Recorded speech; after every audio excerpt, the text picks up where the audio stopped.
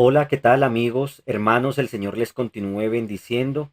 Es nuevamente un privilegio, un gusto poder estar por medio de este canal, por medio de estos medios tecnológicos, compartiendo el Evangelio, compartiendo la palabra del Señor y continuando con nuestra serie de este primer acercamiento y lectura en el libro de Apocalipsis.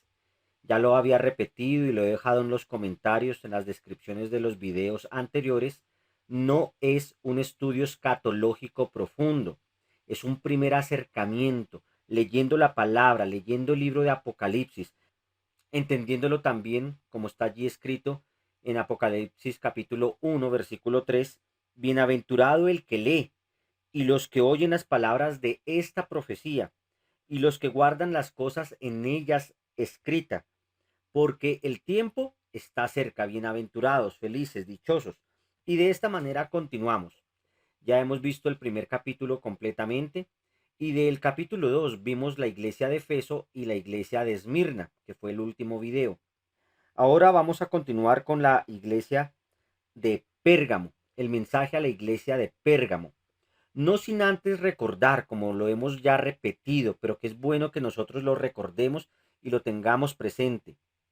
Aunque uno pudiera dividir estos más de 2000 años de historia, desde que Cristo ascendió a los cielos y el Espíritu Santo descendió en Pentecostés a los apóstoles, a los discípulos, y lo pudiéramos dividir en cada una de estas iglesias por etapas, empezando con la iglesia de Éfeso y terminando en nuestros días con la iglesia de la Odisea. Aún así, el mensaje es para cada creyente y es aplicable a lo largo de toda la historia. Las 7 iglesias. Las 7 iglesias representan el total y el universo completo de la iglesia de nuestro Señor Jesucristo. Los que decimos creer en Jesucristo como Señor y Salvador. Los que aún por medio o teniendo doctrinas erradas con respecto a la escritura, pero que de una u otra manera pongan etiqueta de cristiano o cristianismo, involucra precisamente a estos creyentes, ya sea desde los tiempos de los primeros discípulos, los padres de la iglesia, hasta la Edad Media, el oscurantismo medieval, la Reforma Protestante y hasta nuestros días. Y cada uno de nosotros como cristianos debemos medirnos a la luz de la escritura o dejar que la escritura nos mida, que el Señor nos mida y vernos reflejados en estas 7 iglesias o en alguna de estas 7 iglesias, porque en cada una de ellas hay características especiales, particulares, ya sean buenas o ya sean malas, lo mismo que advertencias, que llamados al arrepentimiento o que buenas observaciones. Así debemos entonces, más que pensar en etapas, que como ya dije, pudiéramos verlo también en ese sentido por etapas, lo importante es que yo vea cómo Dios me habla a mí y cómo yo conozco más a Cristo a través de estas lecturas y a través de cada iglesia. Porque nuestro Señor, el que está en medio de los 7 candeleros, el que está en medio de su iglesia, es el que nos está hablando. Y en cada una de ellas estamos viendo aspectos de nuestro Señor Jesucristo. Es decir, estamos conociendo más a Cristo. Y conocerle a Él es la vida eterna. Iniciando nuestra lectura entonces en Apocalipsis capítulo 2, versículos 12 en adelante, el mensaje a la iglesia de Pérgamo, hasta el versículo 17. Dice la escritura, dice la palabra de nuestro Señor, en el nombre del Padre, del Hijo y del Espíritu Santo, así. Y escribe al ángel de la iglesia en Pérgamo: el que tiene la espada aguda de 2 filos dice esto: yo conozco tus obras y donde moras, donde está el trono de Satanás, pero retienes mi nombre y no has negado mi fe, ni aun en los días en que Antipas, mi testigo fiel, fue muerto entre ustedes, donde mora Satanás. Pero tengo unas pocas cosas contra ti, que tienes ahí a los que retienen la doctrina de Balaam, que enseñaba a Balac a poner tropiezo ante los hijos de Israel, y a comer de cosas sacrificadas a los ídolos, y a cometer fornicación. Y también tienes a los que retienen la doctrina de los Nicolaitas. Recuerde que ya habíamos mencionado algo sobre los nicolaitas en el mensaje a la iglesia de Éfeso y dice, los que retienen la doctrina de los nicolaitas, la que yo aborrezco, el Señor diciendo la que yo aborrezco. Versículo 16, por tanto arrepiéntete, pues si no, vendré pronto a ti y pelearé contra ellos con la espada de mi boca. El que tiene oído, oiga lo que el Espíritu dice a las iglesias, nuevamente en plural, el llamado siempre es a toda la iglesia y a cada una de ellas. Al que venciere, daré a comer del maná escondido, y le daré una piedrecita blanca, y en la piedrecita escrito un nuevo nombre, el cual ninguno conoce, sino aquel que lo recibe. Amén. El Señor nos bendiga y nos ayude a conocerle más por medio de su palabra. Si a la iglesia de Efeso normalmente se le llama la iglesia sin amor, a la iglesia de Esmirna se le llama la iglesia perseguida o atribulada, ahora a la iglesia de Pérgamo se le llama la iglesia acomodada. Una iglesia que no tiene un carácter verdadero, firme, fuerte, sino que de pronto, por querer agradar a todos, trata de darle gusto a unos, trata de darle gusto a todos, trata de darle gusto a todos, quizás con tal de no ofender a nadie, quizás con tal de no quererse ganar enemigos, quizás con tal, de pronto, entre comillas, de una buena intención, pero bajo la ignorancia y la falta de carácter de querer ganar muchos para Cristo, malentendiendo quizás las palabras del mismo apóstol Pablo, sacándolas de contexto y de todo el mensaje de Pablo, de me hice judío a los judíos, así como también me hice gentil a los gentiles. Pero sacando esta palabra de contexto, entonces aquí empiezan a darle gusto y a todos, y de esta manera también muestran una falta de carácter doctrinal, de verdad, de firmeza, de solidez. Y usted ya sabe lo que pasa con una casa que no tiene bases firmes. Es como estar construida sobre la arena y se va a caer, se va a derrumbar. Y el Señor le dice a la iglesia de Pérgamo, yo sé que usted está en medio de el trono de Satanás, donde vive Satanás. Pudiéramos también aplicar esto al mundo entero y decir que nosotros como creyentes en Cristo estamos donde mora Satanás, porque Él es el príncipe de este mundo, un príncipe derrotado, porque la escritura dice que Él ya fue derrotado y fue exhibido en la cruz y es perdedor, pero aún así todavía tiene su poder o un remanente de este poder como príncipe de este mundo hasta que Cristo regrese. Y estando en medio de este mundo caído, pecaminoso, donde la iglesia ahora nosotros habitamos, pero sin ser del mundo, sino siendo partes del reino de los cielos, sabemos que Satanás anda como león rugiente buscando a quien devorar. Y el Señor dice, ustedes en medio de esto todavía reconocen todavía tienen fe en mí, todavía reconocen que yo soy Jesucristo, el Salvador, pero tengo algunas cosas contra ustedes, y es que a ustedes les falta carácter. ¿Por qué? Porque ustedes tienen ahí, y como que si no les importara, a los que retienen la doctrina de Balaam, que enseñaba a Balac a poner tropiezo ante los hijos de Israel. Usted puede leer en Levítico capítulo 25, igualmente en Levítico capítulo 31, todo el tema y contexto con respecto a Balaam, quien siendo profeta o llamado como profeta, en otro lado también le llaman adivino, fue contratado para maldecir a Israel. Y el Señor no lo dejó maldecir a Israel, por lo cual tuvo que bendecir a Israel. Pero él deseando el lucro, deseando el dinero, entonces como no pudo maldecir a Israel, y le enseñó a Balac a poner tropiezo para que Dios se enojara contra los hijos de Israel, tanto con la inmoralidad sexual por medio de las cananeas y las mujeres que utilizó para seducir a los israelitas para que fornicaran y el Señor se enojara porque estaban pecando y contaminando el pueblo de Dios donde estaba Dios presente, donde el Señor había decidido habitar en medio de ellos por medio de su tabernáculo, así como también en la idolatría, en lo concerniente y relacionado con el culto a Baal. Y sacrificaron a los ídolos y cometieron fornicación. Y usted puede ver que más de 40.000, si mal no recuerdo, déjenlo en los comentarios si quizás yo me estoy equivocando en el número, unos 40.000 judíos o israelitas por causa de este tropiezo murieron a espada por el celo del Señor para limpiar y purgar a Israel. Asimismo, dice ustedes, también tienen más encima a los que tienen la doctrina de los nicolaitas.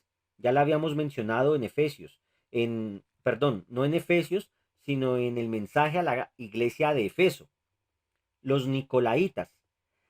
Aunque habíamos mencionado allí en la carta de el mensaje a Efeso, de que estos nicolaitas podíamos deducir sin llegar a interpretar exactamente quiénes son los nicolaitas, que podemos a través de toda la escritura ver lo que el Señor aborrece: las fornicaciones, los adulterios, la idolatría, los ojos altivos, los derramadores de sangre inocente, todo tipo de inmoralidad, los incrédulos, los blasfemos y todo este tipo de cosas a las cuales el Señor continuamente llama al hombre al arrepentimiento, pero que el Señor aborrece y a los que practican tales cosas. Y aceptarlos es como decir, no hay ningún problema, convivamos juntos sin ningún inconveniente. Yo no digo nada para que no haya problemas. No significa uno levantar espada contra ellos, porque el Señor nos ha dicho, amen a sus enemigos, y nos ha dicho y nos ha mostrado por la escritura que por medio de Pablo y los apóstoles llamaba era al arrepentimiento. En Atenas, los atenienses idólatras, tanto a la diosa Atenea, a Zeus y a todo este batallón, por así utilizar una palabra ahorita, de dioses, el apóstol Pablo les expone el Dios verdadero, les expone el Evangelio, mire usted allí en Hechos capítulo 17, y los llama al arrepentimiento, les deja claros que solo hay un Dios verdadero y es el que él está predicando, el Dios que ellos no conocen. Pero cuando ya uno se queda callado y no dice nada, ni expone la verdad de la escritura, la verdad de Cristo Jesús, quien dijo, yo soy el camino y la verdad y la vida, y no hay un compromiso serio con respecto a la verdad de una posición clara, entonces se da para ambigüedades. Entonces se da esa mezclolanza en la que se permite absolutamente de todo y por todo, supuestamente con el fin de hacer o crecer la iglesia o de mantener la gente dentro de la iglesia o para que nadie se ofenda o para que no digan que es que uno tiene odio o para que de pronto los movimientos políticamente correctos y los que ponen censura no nos silencien, y de esta manera se está aceptando precisamente todo esto que aborrece el Señor. Ahora, algunos estudiosos dicen que la palabra Nicolaitas hace referencia a ganar laicos. Y yo meditaba y también pensaba precisamente en muchos lugares que uno llamaría cueva de ladrones o simplemente circos con rótulo de cristianismo, utilizan supuestamente para ganar tanto a los jóvenes como para mantener sus mega super iglesias gigantes. Pan, circo, mimos, payasadas y un montón de cosas que simplemente satisfacen y distraen a la carne. Pero de la exposición de la escritura, de la exposición doctrinal, de la exposición de la verdad, de un estudio serio desde Génesis hasta Apocalipsis, prácticamente nada. Y cuando medio leen la escritura, uno o dos versículos y generalmente sacados de contexto y solamente buscando una superación personal y principios para tener una vida exitosa en este tiempo, de este lado de la eternidad, pero sin pensar en absoluto en la eternidad y en la gloria de Dios y en conocer más a Cristo Jesús. Considero que esto es parte precisamente de ese aceptar doctrinal de los nicolaitas, pero nosotros somos exhortados e invitados por parte del Señor a ser claros y permanecer firmes y ser genuinos en un caminar de fe, de llamar bueno a lo bueno y malo a lo malo, y no mezclar, no dañar ni tergiversar el mensaje del Evangelio, ni poner tropiezo como Balaam delante de los israelitas, sino procurando siempre caminar con verdad delante del Señor y procurando examinarnos a nosotros mismos, porque como ya había dicho, podemos estar comportándonos igual o dentro de nuestra propia vida estar aceptando ciertas doctrinas erradas en términos de Balaam, la avaricia, por simplemente no perder una posición, un prestigio o una ganancia, un puesto de trabajo, o a la forma de los nicolaitas, quizás para no ofender a nadie, entonces yo no asumo una posición de verdad y permito quizás en mi vida varias faltas. Lo recuerdo y lo digo a manera personal. En mis primeros años de creyente, aunque nací en un hogar cristiano, los que me conocen pues ya conocen mi testimonio, hasta que Cristo vino verdaderamente a mi encuentro. Pero aún en esos primeros años todavía tenía, como todavía, que ser moldeado por el Señor. Y una de las cosas que tenía de estas doctrinas cerradas que uno mismo a veces construye sin darse cuenta, no porque la iglesia en la que uno se esté congregando necesariamente la enseñe, y es el tema de la fornicación. Entonces yo me autojustifiqué durante algún tiempo, eh, en esa parte como entre la juventud y la adolescencia, en que bueno, pero es que si uno está amando a la novia, entonces nos amamos y si hay un sentimiento, pues no creo que sea pecado si hay fornicación, si tenemos relaciones. Eso era lo que yo decía dentro de mi mente y dentro de mi corazón. Por la gracia de Dios, siempre me puso tropiezos para que yo no tuviera una vida de fornícaro suelto y promiscuo. Pero en mi mente y en mi corazón continuamente decía, pero ¿qué hay de malo? ¿Pero qué hay de malo? Yo quiero, pero ¿qué hay de malo? Hasta que fue la misma escritura y el mismo Señor con la palabra que sale de su boca, con la espada de dos filos que sale de su boca que me convenció. Había quizás en mis motivaciones un compromiso, un deseo matrimonial, un deseo de familia. No lo había. Pero uno busca cómo justificar muchas de estas conductas que ya el Señor ha dicho que aborrece. No estamos hablando en cuanto a doctrinas secundarias, sino cosas que literalmente el Señor ha dicho que aborrece, que ya las hemos mencionado. No estamos hablando en temas de cómo interpretamos el Apocalipsis y si es primero el arrebatamiento o a la mitad de la gran tribulación o al final de la gran tribulación. No estamos hablando de doctrinas con respecto a si el milenio es literal o no es literal.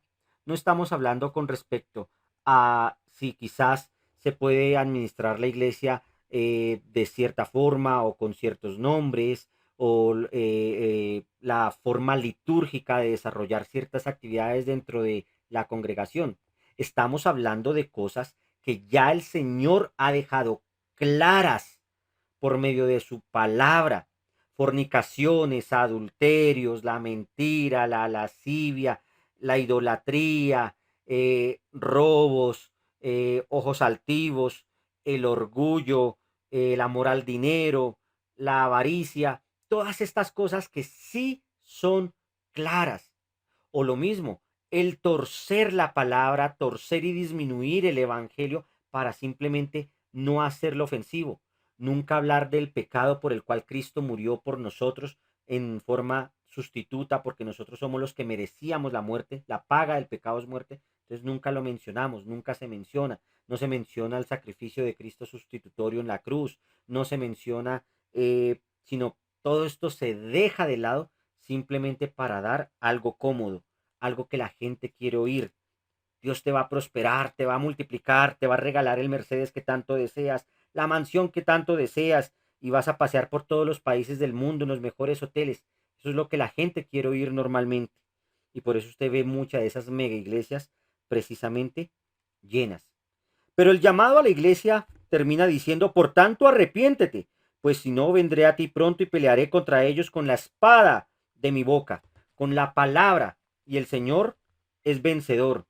Y con su misma palabra tiene el poder para decirle a unos, vengan a mi derecha, benditos de mi Padre, recibid el reino que ha sido preparado para ustedes, pero también tiene el poder con su misma palabra para poner a otros a la izquierda y decir, apartaos de mí, nunca os conocí, hacedores de maldad.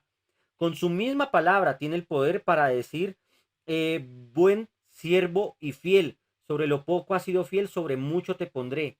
Pero también con la misma palabra que sale de su boca, tiene el poder para decirle al otro, negligente, corrupto, echarlo afuera donde es el lloro y el crujir de dientes. El que tiene oído, oiga lo que el Espíritu dice a las iglesias. Nuevamente, este mensaje, esta parte culminante, no aplica solo a Pérgamo, es a cada uno de nosotros. El que venciere, el que venciere, el que venciere, le daré a comer del maná escondido. Y también por medio de la escritura entendemos que no solo de pan vive el hombre, sino de toda palabra que sale de la boca de Dios. Que Cristo mismo es la palabra encarnada de Dios, el pan vivo que descendió del cielo, el maná que pareciera estar escondido ante los ojos del mundo porque no lo conocen. Y el Israel literal que recibió el maná del cielo no lo supo ver cuando llegó y estuvo entre ellos. Y le daré a comer de este maná escondido, y le daré una piedrecita blanca. Dicen también algunos estudiosos, y leyendo el contexto tanto cultural de esta parte del mundo, Pérgamo, el tiempo greco-romano en el que fue escrito esto, dice que los jurados votaban con una piedrecita especial o una piedrecita blanca, y de acuerdo a esta piedrecita estaba todo el sistema de votación y de elección de diferentes cargos que se ejercían. Pero también dice que la piedrecita era también algún tipo de piedrecita, se usaban como premios, como recompensas en algunos juegos o en algunos tipos de competencias. Y aquí dice, le daré una piedrecita blanca, es decir, una recompensa. Le daré algo muy valioso. Le daré algo digno, quizás de un jurado, como mostraría el contexto cultural en dado caso con respecto a las votaciones por medio de estas piedrecitas. Y en la piedrecita escrito un nombre nuevo, el cual ninguno conoce sino aquel que lo recibe. Recordemos mirando el contexto de la escritura, cuando el Señor le ha dado nombre a alguien es en relación con su carácter. Sabemos, por ejemplo, con Jacob que era el usurpador, pero cuando Jacob pidió ser bendecido por el Señor, usted puede después mirar precisamente todo el contexto, el Señor le dice ahora que su nombre no será más Jacob, sino Israel, cambiando su carácter de estafador ahora a este nuevo carácter, el que peleó contra Dios y prevaleció y permaneció, una bendición. Asimismo, con Pedro en relación a su carácter, a su fortaleza. Asimismo, cuando vemos diferentes nombres en la escritura, está hablando del carácter. Así que si el Señor dice, daré un nuevo nombre, un nombre que ninguno conoce sino el que lo recibe, también está hablando de carácter a nuestras vidas.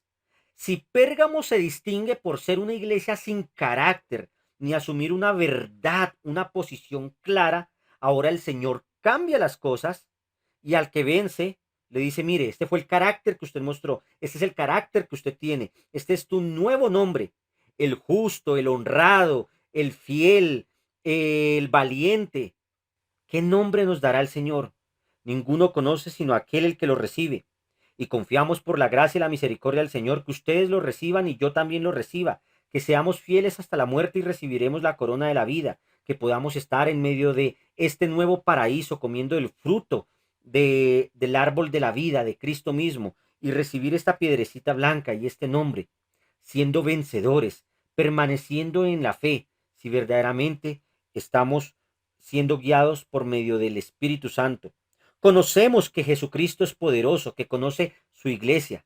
Conocemos que ama el carácter firme. Conocemos que Él sabe en aquellas cosas en las que estamos fluctuando y las que estamos permitiendo, las cuales no son agradables delante de Él. Conocemos que nuestro Señor tiene poder en su palabra para condenar y para dar vida, porque Él es fiel y porque Él es justo, y lo que ha dicho hará. Bendición y vida eterna a todos los que perseveran en permanecer y creer en Él y guardan su palabra, como dice Juan 3:16, porque de tal manera amó Dios al mundo que ha dado a su Hijo unigénito, para que todo aquel que en Él cree no se pierda, mas tenga vida eterna. Pero también poder de su boca en su misma justicia y en su mismo amor para condenar a aquellos que persisten en rechazarlo y que rechazan la misericordia y la salvación del Señor, por lo cual solamente resta justicia y juicio. El mismo que allí en Juan 3, adelantico 17 y 18, dice que el que no cree ya ha sido condenado, porque la luz vino al mundo y el mundo rechazó esta luz porque amó más las tinieblas. Que el Señor los continúe bendiciendo. Un abrazo a cada uno. No se olvide suscribirse si no se ha suscrito al canal y compartir este material con otros si es de bendición y si es para la exaltación del nombre de nuestro Señor Jesucristo. Muchas gracias por su apoyo, muchas gracias por los comentarios, igualmente por las observaciones y o sugerencias. La gracia y la paz de nuestro Padre y nuestro Señor Jesucristo y la unción del Espíritu Santo también esté con todos ustedes. Un abrazo muy grande. Muchas bendiciones.